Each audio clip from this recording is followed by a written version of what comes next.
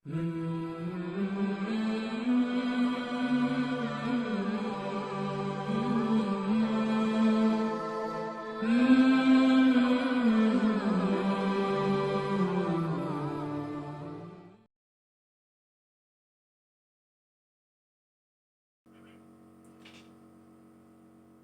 باللہ من الشیطان الرجیم بسم اللہ الرحمن الرحیم مثل الذین ينفقون اموالهم فی سبیل اللہ کمثل حبۃ انبتت سبع سنابل فی کل سنبلۃ مئۃ حبۃ واللہ یضاعف لمن یشاء واللہ واسع علیم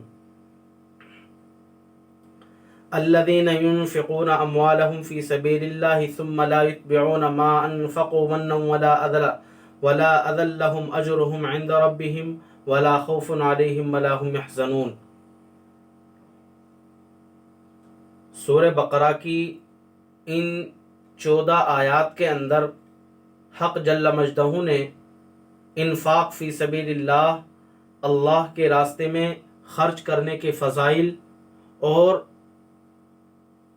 اس کے شرائط اور کون سی چیزیں صدقات کو اکارت کرنے والی ہیں اور کن چیزوں کی وجہ سے صدقے کی فضیلت اور اس کے ثواب سے انسان محروم ہو جاتا ہے، ان 14 آیات کے اندر اللہ تبارک و تعالی نے ان پر توجہ دلائی ہے اور ان کو ذکر فرمایا ہے۔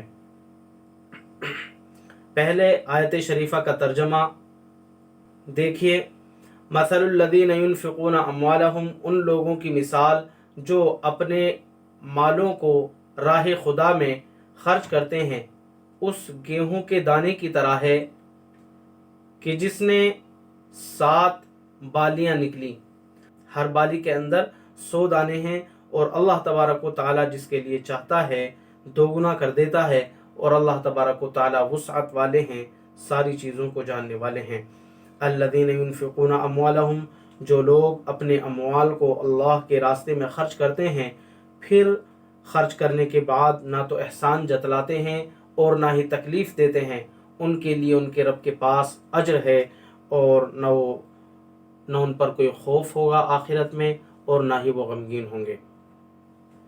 دیکھیے حضرات سامعین، سب سے پہلی آیت کے اندر اللہ تبارک و تعالی ارشاد فرما رہے ہیں صدقے کی فضیلت، کہ جو لوگ اپنے اموال کو راہ خدا کے اندر خرچ کرتے ہیں تو یعنی اخلاص کے ساتھ اللہ کی راہ کے اندر خرچ کریں، تو ان کی مثال اس گیہوں کے دانے کی طرح ہے کہ جو کاشتکار زمین کے اندر بوتا ہے۔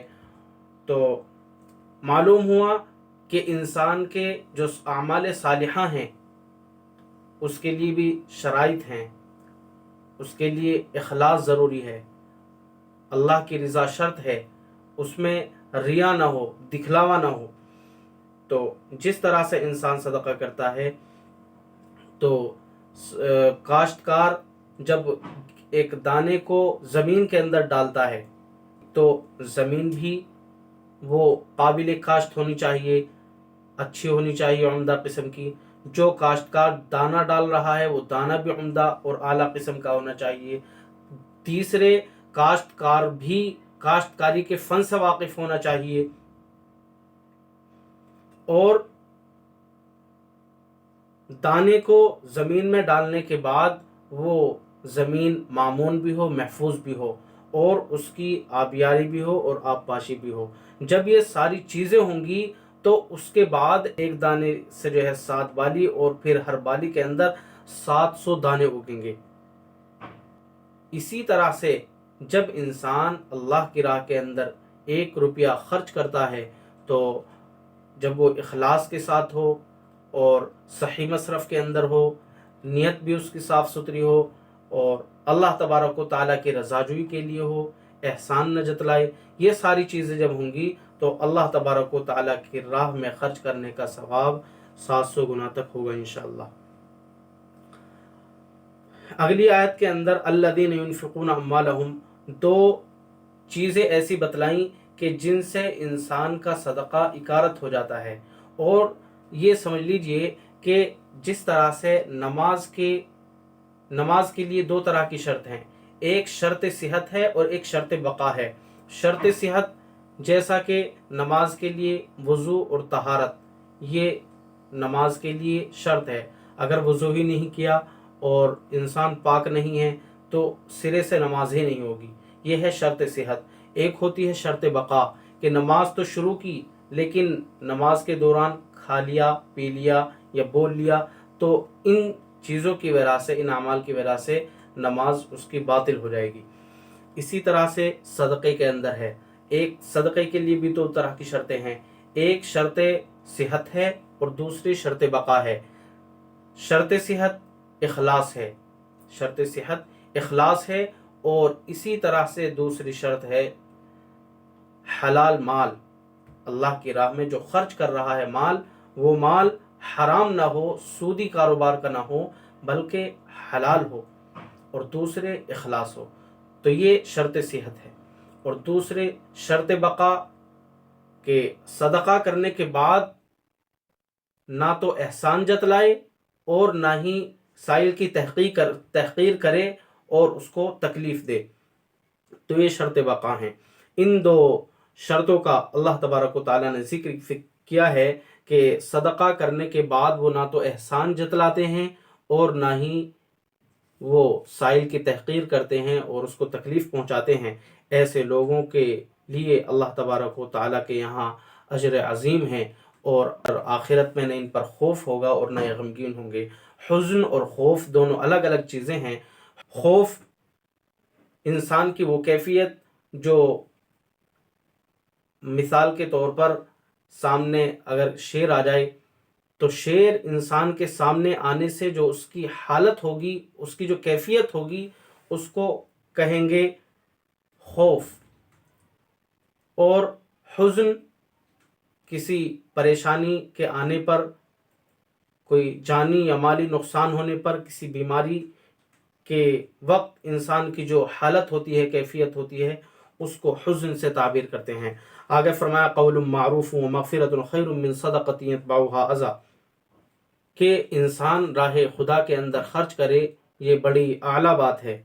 लेकिन एक इंसान वो है कि जो अल्लाह की राह में सदका कर रहा है, लेकिन एक इंसान वो है कि जो सदका नहीं कर रहा है लेकिन वो अच्छी बात कह देता है।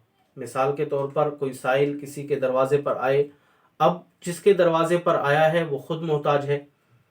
अब फरमाया कि इस शख्स के लिए बेहतर ये है कि ये उसको भली बात कह दे, उसको अच्छी तरह समझा दे, प्यार से, मोहब्बत से, और उससे जो है अगर वो कोई साइल बुरी बात कह रहा है, उसको गुस्सा दिलाने वाली बात कह रहा है, तो ऐसी सूरत में उससे अफ़्व दरगुज़र से काम ले।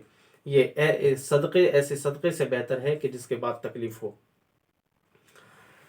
या अय्युहल्लज़ीना आमनू ला तुब्तिलू सदक़ातिकुम बिलमन्नि वल अज़ा। यहाँ इस आयत करीमा के अंदर अल्लाह तबारक व तआला ने ज़िक्र फरमा दिया और कि मन और अज़ा, ये दो चीज़ें ऐसी हैं कि जो इंसान के सदक़े को बातिल कर देती हैं, कि ए ईमान वालो, तुम मन और अज़ा, यानी सदका करने के बाद एहसान जतला कर और साइल को तकलीफ़ देकर अपने सदक़ात को बातिल न करो। कल्लज़ी युनफ़िक़ु मालहु रिया अन्नासि वला युमिनु। और ये उस मुनाफिक की मिसाल है कि जो ना तो अल्लाह पर और ना ही आखिरत पर ईमान रखता है, और वो दिखलावे के लिए खर्च करता है, तो उसकी मिसाल उस पत्थर की चट्टान की तरह है। पत्थर की चट्टान है, उसके ऊपर थोड़ी बहुत मिट्टी लगी हुई है। अब ज़ोरदार बारिश आई, तो ज़ोरदार बारिश आने पर पत्थर के ऊपर जो चिकना पत्थर है, उसके ऊपर मिट्टी वो सब ख़त्म हो गई, तो उसके अंदर दाना कहाँ से उगेगा। तो इसी तरह से ये मुनाफिकीन हैं कि जो अल्लाह की रज़ा के लिए ख़र्च नहीं करते बल्कि लोगों को दिखलाने के लिए राह खुदा में ख़र्च करते हैं, तो ये इनको इनके अमाल का सिला और बदला आखिरत में कुछ भी नहीं मिलने वाला है। उसी को फरमाया ला यक़दिरूना अला शैइन मिम्मा कसबू, ये अपने किए हुए अमाल में से कुछ भी हासिल करने पर कादिर नहीं होंगे, और अल्लाह तबारक व तआला काफिरों को हिदायत नहीं अता फरमाते। आगे मिसाल दी है उन लोगों की کہ جو اپنے نفس کی ثابت قدمی کے لیے، اللہ کے رضا جوئی کے لیے، اخلاص کے ساتھ محض اللہ کے رضا جوئی کے لیے اور صدقے کی جو شرائط ہیں ان تمام کو ملحوظ رکھتے ہوئے جب انسان راہ خدا کے اندر خرچ کرتا ہے تو اللہ تبارک و تعالی اس کے ثواب کو اور اس کے لیے اجر کو دوگنا کر دیتے ہیں۔ فرمایا وَمَثَلُ الَّذِينَ يُنْفِقُونَ أَمْوَالَهُمْ ابْتِغَاءَ مَرْضَاتِ اللَّهِ، ان لوگوں کی مثال جو اپنے اموال کو راہ خدا کے اندر خرچ کرتے ہیں اللہ کی رضا جوئی کے لیے، یعنی اخلاص کے ساتھ، وَتَثْبِيتًا مِّنْ أَنفُسِهِمْ، اپنے نفس کو ثابت قدم رکھنے کے لیے، جمانے کے لیے، اس باغ کی طرح ہے جو کسی ٹیلے پر ہو۔ کوئی باغ ہے ٹیلے پر، اب بہت زوردار بارش آئی تو اب فآتت اکلہا ضعفین، اس باغ کے اندر اللہ تبارک و تعالیٰ نے دو گنا پھل دیا۔ اور اگر زوردار بارش پہ نہیں ہوئی، فطل، ہلکی سی بارش ہوئی تو بھی اس کے اندر پھل آ گیا۔ واللہ بما تعملون بصیر، فرمایا اللہ تبارک و تعالیٰ تمہارے اعمال سے بخوبی واقف ہے۔ اس سے اگلی آیت کے اندر ایود احدکم ان تکون لہ جنہ، مثال دی ہے اس شخص کی کہ جو مال تو خرچ کرتا ہے لیکن اس کے اندر اخلاص نہیں ہے اور صدقے کی جو شرائط ہیں ان کو وہ پیش نظر نہیں، تو ایسی صورت میں اس کے اعمال کا ثواب اکارت ہو جائے گا اور اس کا ثواب ضائع ہو جائے گا۔ فرمایا ایود احدکم ان تکون لہ جنہ، کیا تم میں سے کوئی چاہتا ہے کہ اس کا باغ ہو کھجوروں کا، انگوروں کا، جس کے نیچے سے نہریں جاری ہوں، لہو فیہا من کل الثمرات، تمام قسم کے، ہر قسم کے میوے اس کے اندر موجود ہوں، وَأَصَابَهُ الْكِبَرُ، اور یہ باغ کا جو مالی ہے اس کو بڑھاپا آ جائے، وَلَهُ ذُرِّيَّةٌ ضُعَفَاء، اور اس کی چھوٹے چھوٹے بچے ہیں، کمزور بچے ہیں، فَأَصَابَهَا إِعْصَارٌ، اور ایک اس باغ کے اندر آگ کا بگولا آئے اور اس کے باغ کو جلا کر خاکستر کر دے۔ تو ایک تو مالی اگر بوڑھا ہے تو گویا کہ وہ خود بھی کمزور ہے، اس کے بچے بھی کمزور ہیں، اور جب ایسی صورت میں اس کا باغ ہلاک ہو جائے تو پھر اس کو بہت بڑا صدمہ ہوتا ہے اور اس کے لیے بڑے خسارے کی بات ہے، کیونکہ اگر یہ جوان ہو تو امید ہوتی ہے کہ میں دوبارہ باغ لگا لوں گا، یا اگر خود جوان نہیں ہے، بچے جوان ہیں تو بھی یہ امید ہے کہ یہ میرا سہارا بن سکتے ہیں اور میری مدد کر سکتے ہیں، میں دوبارہ باغ لگا سکتا ہوں۔ لیکن یہاں پر یہ دونوں چیزیں معدوم ہیں کہ نہ تو یہ خود جوان ہے اور نہ ہی اس کی اولاد جوان ہے، بلکہ اولاد بھی کمزور ہے، چھوٹے چھوٹے ہیں، تو اس کو بڑی سخت احتیاط کی ضرورت ہے۔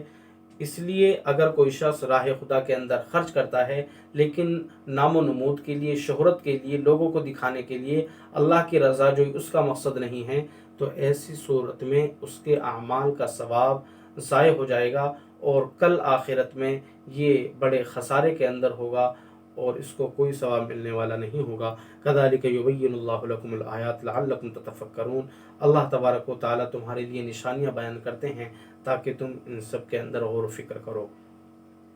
آگے فرمایا یا ایھا الذین آمنوا انفقوا من طیبات ما کسبتم، اے ایمان والو اپنی کمائی میں سے عمدہ اموال کو خرچ کرو۔ اس آیت کریمہ کا شان نزول یہ ہے، مدینے کے اندر جب صحابہ کرام کھجوروں کا موسم ہوتا اور فصل پک آتی تو صحابہ کرام اپنے باغ میں سے کھجوروں کے خوشوں کو مسجد نبوی کے اندر لا کر ٹانگ دیا کرتے تھے، ایک رسی بندھی ہوئی تھی اس کے اوپر ٹانگ دیا کرتے تھے۔ ایک صاحب جو صدقے کی فضیلت سے کم واقف تھے اور صدقے کی ان کو رغبت نہیں تھی، یہ صاحب آئے اور کھجوروں کا ردی قسم کا ایک خوشہ انہوں نے لا کر ٹانگ دیا۔ اس کے اوپر اللہ تبارک و تعالی نے یہ آیت کریمہ ارشاد فرمائی کہ اے ایمان والو اپنے اموال میں سے عمدہ مال کو خرچ کرو۔ معلوم ہوا انسان اپنے لیے کوئی چیز خریدنے جائے گا تو عمدہ قسم کی لے گا، اسی طرح جو مال اللہ کی راہ کے اندر دے رہا ہے وہ بھی عمدہ قسم کا ہونا چاہیے۔ تو چوتھے پارے کے اندر بھی اللہ تبارک و تعالیٰ نے یہ ارشاد فرمایا پہلی آیت کریمہ میں، لن تنالوا البر حتی تنفقوا مما تحبون، کہ تم نیکی کے اور بھلائی کے اعلیٰ درجے کو اس وقت تک نہیں حاصل کر سکتے جب تک کہ تم اپنی محبوب چیز کو خرچ نہ کر دو۔ چنانچہ صحابہ کرام کے اندر بہت سے صحابہ کرام جن کو اپنا گھوڑا سب سے زیادہ محبوب تھا، انہوں نے وہ گھوڑا اللہ کی راہ کے اندر خرچ کر دیا۔ ایک صحابی جن کو اپنی باندی سب سے زیادہ محبوب تھی، انہوں نے اس باندی کو اللہ کی راہ کے اندر عطا کر دیا۔ ایک صحابی جن کو اپنا باغ سب سے زیادہ محبوب تھا، انہوں نے وہ کئی سو کھجوروں کے درخت تھے اس کے اندر، وہ باغ اللہ کی راہ کے اندر خرچ کر دیا۔ تو دیکھیے انسان کو جو چیز سب سے زیادہ محبوب ہو وہ چیز خرچ کرے تو پھر اللہ تبارک و تعالی کا قرب اسے حاصل ہوگا اور نیکی اور بر کا اعلیٰ درجہ اسے حاصل ہوگا۔ آگے فرمائے وَمِمَّا أَخْرَجْنَا لَكُم مِّنَ الْأَرْضِ، زمین میں سے جو ہم نے تمہارے لیے نکالا اس کو بھی خرچ کرو، یعنی زمین کی جو پیداوار ایک کاشتکار حاصل کرتا ہے اللہ تبارک و تعالیٰ اس کے لیے نکالتا ہے، اس میں سے بھی وہ خرچ کرے۔ پھر زمین عشری ہے، خراجی ہے، اس کے سلسلے میں بڑی تفصیل ہے جو کتب فقہ کے اندر مذکور ہے۔ حضرت مفتی شفیع صاحب علیہ الرحمہ ان کی کتاب ہے نظام الاراضی، جس کے اندر ہندوستان اور پاکستان کی زمینوں کے متعلق خاص طور پر احکامات ذکر کیے گئے ہیں، اس کا مطالعہ کیا جا سکتا ہے۔ وَلَا تَيَمَّمُوا الْخَبِيثَ مِنْهُ، فرمایا کہ مال میں سے خبیث اور ردی قسم کا ارادہ نہ کرو، وَلَسْتُمْ بِآخِذِيهِ، کہ تم بھی اس کے لینے والے نہیں ہو مگر یہ کہ تم اس میں چشم پوشی کرو۔ الشیطان یعدکم الفقر، فرمایا کہ شیطان تو تم سے فقر کا وعدہ کرتا ہے اور تمہیں بے حیائی کا حکم دیتا ہے، اور اللہ تبارک و تعالیٰ تم سے مغفرت کا اور فضل کا وعدہ فرماتے ہیں۔ حدیث پاک کے اندر آتا ہے کہ انسان کے دل میں دو خیال آتے ہیں، ایک خیال آنے والا شیطان کی طرف سے ہوتا ہے، شیطان انسان کو برائی کی طرف آمادہ کرتا ہے اور حق کے جھٹلانے پر ابھارتا ہے۔ دوسرا خیال انسان کے دل میں وہ فرشتے کی طرف سے آتا ہے اور وہ یہ ہوتا ہے کہ وہ انسان کو حق کی تائید کے لیے آمادہ کرتا ہے اور حق کے لیے ابھارتا ہے۔ تو انسان جب بھی شیطانی خیال اپنے اندر پائے تو اس کے لیے بہتر یہ ہے کہ وہ اعوذ باللہ من الشیطان الرجیم پڑھ لے تاکہ انسان شیطان کے وساوس سے محفوظ ہو سکے۔ یؤتی الحکمت من یشاء ومن یؤت الحکمت فقد اوتی خیرا کثیرا وما یذکر الا اولو الالباب، اللہ تبارک و تعالی جس کو چاہتے ہیں حکمت عطا فرماتے ہیں اور جس کو حکمت دے دی گئی تو اس کو ایک خیر کثیر دے دی گئی، وما یذکر الا اولو الالباب، اور عقل مند لوگ ہی نصیحت حاصل کرتے ہیں، نصیحت قبول کرتے ہیں۔ حکمت سے کیا مراد ہے؟ حکمت کے سلسلے میں مختلف معانی ہیں۔ تفسیر محیط کے اندر مفسرین کے اقوال کو جمع کیا ہے جن کی تعداد 30 کے قریب ہے۔ 30 اقوال ہیں حکمت کی الگ الگ رائے میں، لیکن اخیر میں فرمایا کہ یہ سب اقوال جو ہیں ان کے اندر کوئی اختلاف نہیں ہے بلکہ یہ سب اقوال متقارب ہیں۔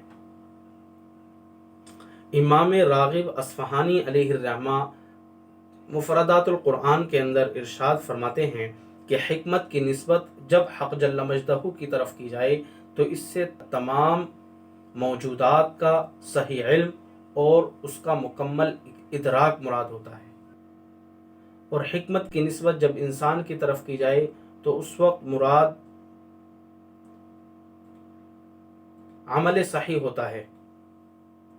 تو حکمت کے اندر مختلف اقوال ہیں، کہیں حکمت سے مراد بعض مفسرین نے قرآن کو لیا ہے، کسی نے حدیث کو لیا ہے، کسی نے فقہ فی الدین کو لیا ہے، کسی نے عمل صالح کو لیا ہے، اور کسی نے مراد قول سلیم کو لیا ہے، کسی نے عقل سلیم کو لیا ہے۔